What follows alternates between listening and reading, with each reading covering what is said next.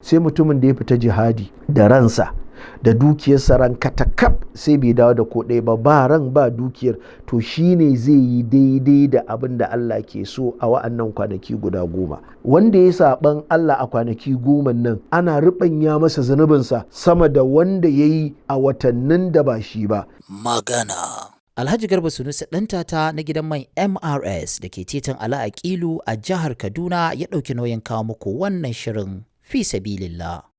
Bismillah wa salatu wa salamu ala man la nabiyya ba'da wa ala alihi wa ashabihi wa man tabi'ahum bi ihsanin ila yawmiddin, amma ba'du. Assalamu alaikum wa rahmatullahi wa barakatuh. Yan uwa masu albarka, barkanmu da haduwa a wannan bagire mai tsada, shine bagire na kwanaki 10 farko na watan Zulhijja. Allah maɗaukaki ya yi rantsuwa da wannan kwanaki guda 10, shine Allah ce wal fajiri wa layalin ashiri. Allah ya rantse da alfijiri na ranar farko na wannan wata, shine alfijirin farko na ketowan wannan wata na Zulhijja. ɗaya daga cikin maganganun malamai guda 10 akan rantsuwan da Allah ya yi da alfijiri. Wasu kuma suka ce shine alfijirin ranar 10, shine cikwasan 10 wannan wata. Duka dai yana nuna daraja da matsayi na wannan wata. Sannan kuma Allah ya bi shi da cewa walayalin ashiri, ya rantse da wato yini guda 10. Wannan yini guda 10 su ne yinin 10 farko na watan Zulhijja, wanda manzan Allah sallallahu alaihi wa alihi wasallam ya ce afdalu ayyamid duniya ayyamul ashir. Mafificin yini guda 10 na duniya shine wa'annan kwanaki guda 10. Bi ma'ana babu wani yini da ya kai yinin nan guda 10 daraja a wurin Allah. Har watan Ramalana ranka ta kabdinsa watan bai kai kwanaki 10 nan, yinin kwanaki 10 nan ba, saboda ya fada cikin ashhurul hurum.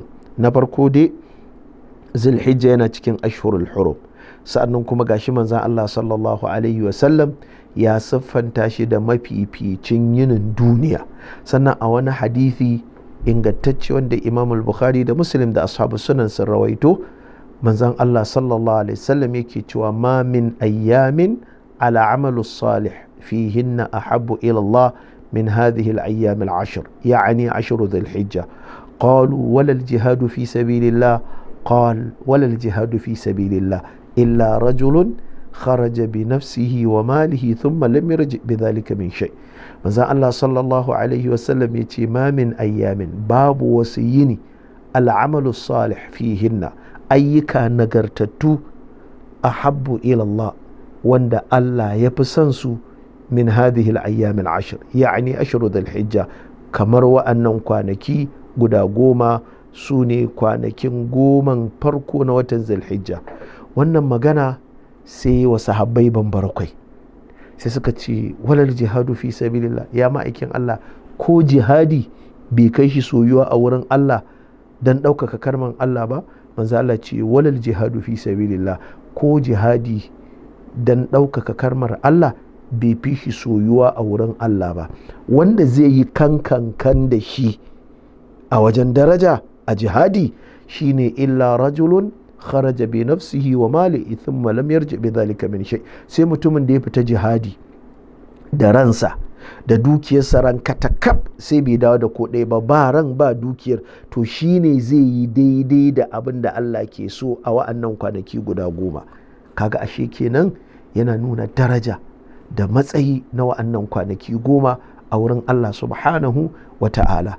Saboda haka ne manzon Allah sallallahu alaihi wasallam da ya amfani da wa'annan jumloli wanda malaman larabci da malaman usul fiqi suna cewa an-nakiratu fi siyaqin nafi tufidul umum, ziyadatu harfu jarrin fi siyaqin nakira tufidu ta'kid, cewa tabbas babu wani aiki da Allah ya fi son su a cikin wa'annan kwanaki 10, wato kamar kwanaki wa'annan 10 na watan Zulhijja.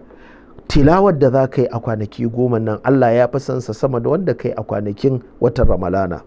Sadakan da za ka yi a wa'annan kwanaki 10 Allah ya fi son sa sama da wanda ka yi a watan Ramalana.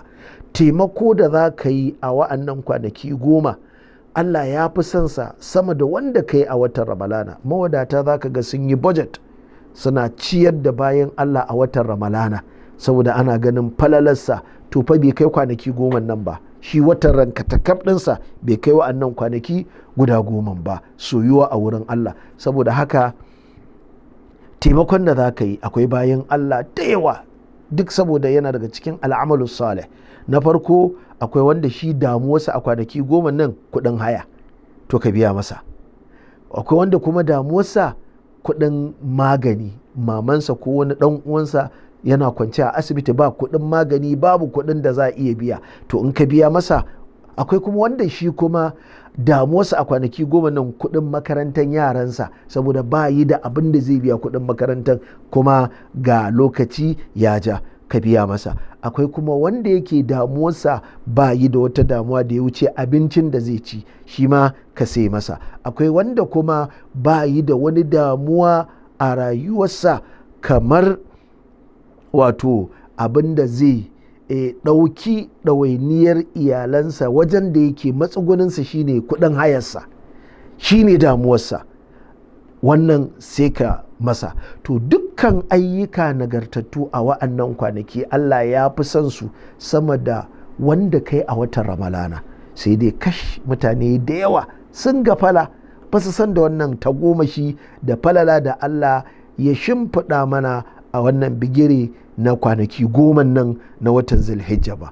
Saboda haka ɗan uwa mai kallo da sauraro, kada mu bari wa'annan kwanakin su kubuce mana, saboda mu yawaita ayyuka na alkhairi, za ka samu lada ninkin ba ninkin. Sa'an nan kuma fa abinda mutane da yawa ba su sani ba shine haka saɓan Allah.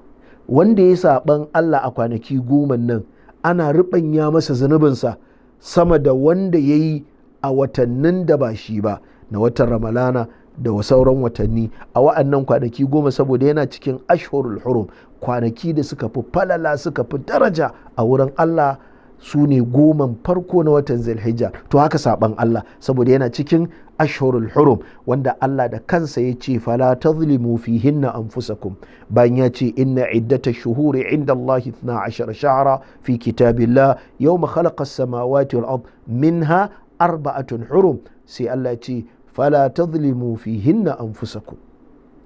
Allah ce kakku kuskura ku zalunci kawukanku a wa'annan kwanaki.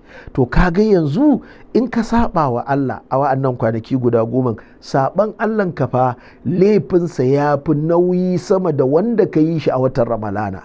Laifinka ya fi nauyi a sama da sauran watanni guda 11. Kaga saboda a cikinsa akwai wato yinin Arfa, wanda Allah yana tutiya da yawan bayan Allah da suka zo wato aikin hajji suka taru a wurin Allah na gafarta musu zunubansa. Wanda bai samu aikin hajji ba kuwa za a kankare masa zunubin shekara guda 2. To saboda haka kaga a wa'annan kwanaki suna daga cikin abin da ake kira ashhurul hurum.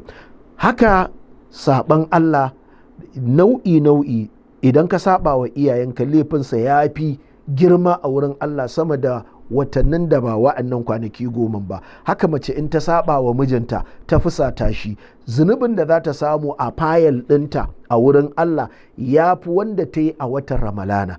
Haka kuma aboki da abokinsa ya ha'ince shi ko ya cuce shi ko ya zalunce shi, yaron gida da mai gidansa, duka wa'annan kwanaki suna daga cikin kwanaki masu alfarma, wanda ya kamata a ce bayan Allah an kula da shi. Allah muke roƙo ya datar da mu, ya ba mu ikon gyarawa a cikin wannan kwanaki guda 10. A wannan gaba zan dasa aya, fa subhanaka Allahumma wa bihamdika ashhadu an la ilaha illa anta astaghfiruka wa atubu ilaik. Alhaji Garba Sunusi ɗantata na gidan mai MRS da ke titin Ala Aqilu a jihar Kaduna ya ɗauki nauyin kawo muku wannan shirin fi sabilillah.